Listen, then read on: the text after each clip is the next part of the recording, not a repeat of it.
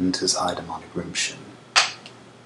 And of course, we're off the heels of, the whole Fine Brothers fiasco, and this is getting worse. This whole rampant copyright claim and strikes is getting worse. And whereas I'd be happy to see YouTube banding together and, wanting to fight this, I've just got one question due to my cynical outlook. What took so long? I mean, this crap, at least by my count, has been going on since 2009. It's probably been going on even earlier than that. At least since 2008, if memory serves me right, of that being the time that Viacom decided to come on in and, scream at YouTube for their content being uploaded on the site. And, this is how terrified YouTube is. People have actually committed acts of perjury. Yeah, no, really. People have gone out of their way to make up fake company names that don't even exist just to get videos that they don't like taken down.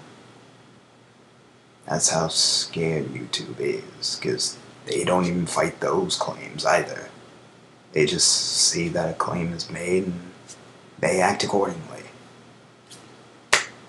That's how it's been.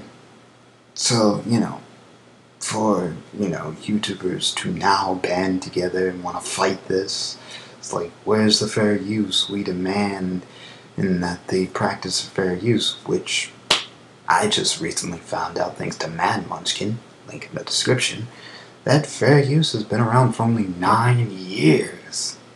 2007. Wow. Okie dokie. Learn something new every day. But I digress. And by the way, better late than never, but still. Other than that, I feel the need to play devil's advocate.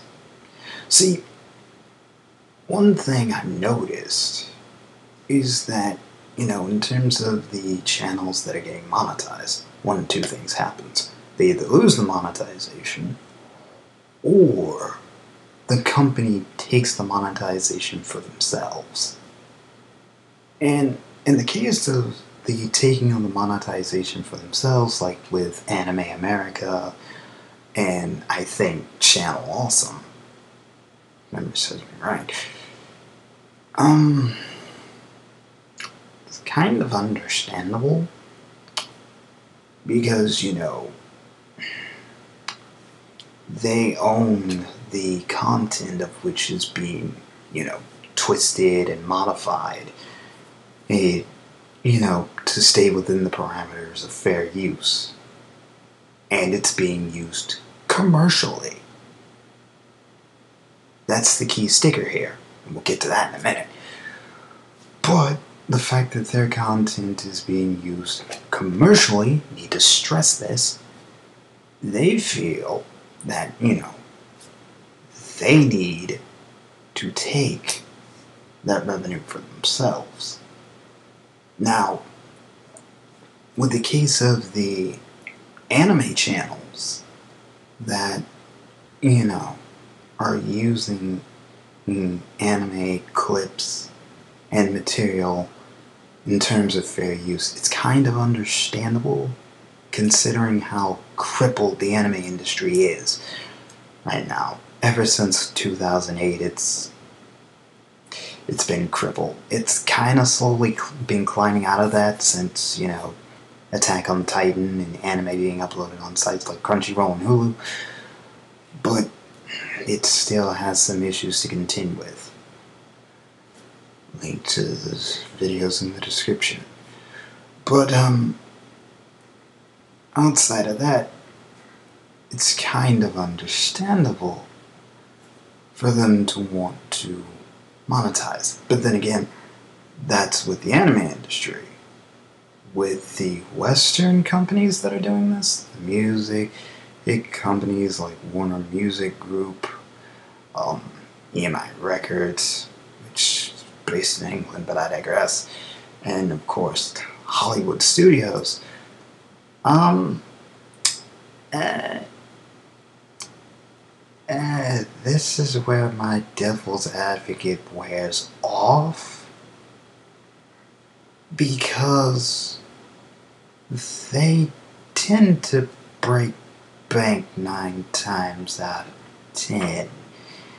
In fact, the reviewing content in the top 10 list actually benefit them, because people are driven to their content to see if what the reviewer is saying is accurate. Is it as good as they say? Is it as bad as they say? Etc., etc. Case in point, Derek Savage. And YourMovieSucks.org's video, Cool Cat That Learns About Fair Use, link in the description. Derek Savage says that,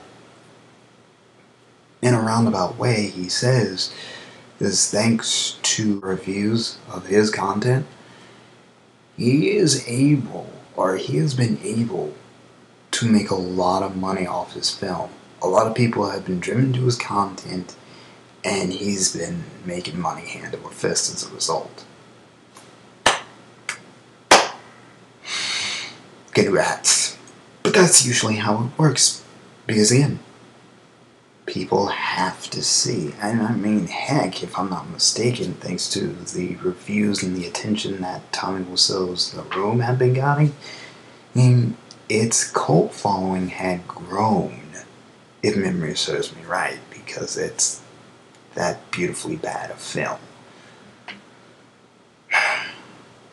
And really, that's kind of the problem, because it's like these companies are hurting their free advertisement. Even channels like mine, which aren't even making a dime off their material at all. Yeah, every video I've done is not monetized because I do this for fun. I do it for free. It's a hobby, and I want to keep it that way. Well, there will come a point, admittedly, where I will start monetizing. Trust me, you'll know when you see it. And there won't be any third-party content involved. But I digress. My point in bringing up my situation is, well, take a look. My reviews are meant to be non-profit as they are a hobby.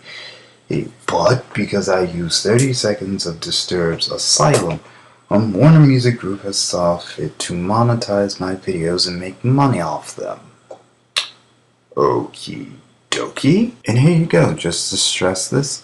There it is, monetized by claimant, even though due to my low viewership and subscriber count, they ain't gonna see a dime off these videos. But this was done automatically by the YouTube algorithm. However, this commentary that I did on Joshua 2488's Rant was done manually. And the only MLP footage I use are stills of Rainbow Dash as my avatar. That's it. And again, the video has nothing to do with My Little Pony whatsoever. But wait, there's more! Here's an example of a video where I just merely used 24 seconds of 10,000 Fists by Disturbed. And yet, as you can clearly see, there's no third-party match content claim on it. So to clarify for Becky Boop, who during the whole grade A under A versus Tyrone Magnus situation, that apparently there's no statute of limitation of how much limited content can be used in fair use. Apparently 24 seconds of a song can be used, but the moment you use like 30 seconds to 40 seconds, you get copyright claimed. Which admittedly is kind of fair since that's nearly, what, 2/3 of a song? But I digress. Yeah. As you can see, none of those videos are monetized, yet for some strange reason, those companies have decided to monetize my videos. Even though they're not going to see a dime from them because those videos are old. Way to go, guys. Way to go.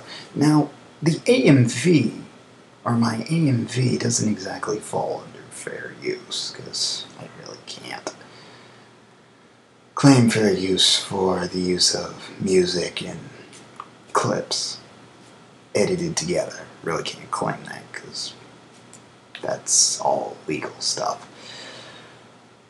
But, yeah, I've rambled on long enough. I do intend to make a follow-up video, but for the time being, I'm Demonic Remshin, and my question to you, YouTube, is, where's the fair use?